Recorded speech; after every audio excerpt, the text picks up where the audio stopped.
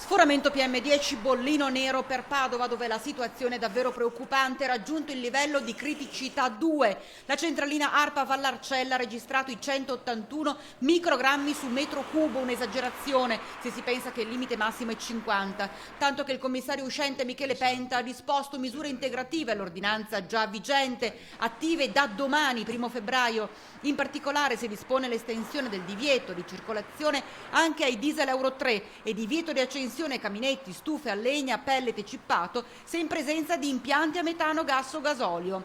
In realtà il problema sta a monte, denuncia il presidente di Lega Ambiente Padova. Non si prende davvero di petto il problema, si cerca di fare delle misure solo coercitive, ma solo dopo che si raggiungono dei livelli. Siamo stati all'Arcella, la gente stessa si rende conto dello smog che respira e c'è chi propone una soluzione tampone. Abbassare i riscaldamenti. C'è un po' più d'aumento delle malattie, forse vedo anche i miei nipotini, un po' respiratorie. Lei lo avverte lo smog che si respira?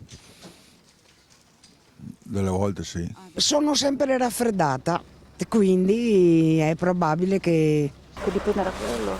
anche quello. Secondo Ragona, chi ha amministrato fino ad oggi non ha pensato ad azioni che vadano a beneficio della città. Un esempio, l'Emilia-Romagna per combattere lo smog incentiva concretamente con fondi il trasporto pubblico.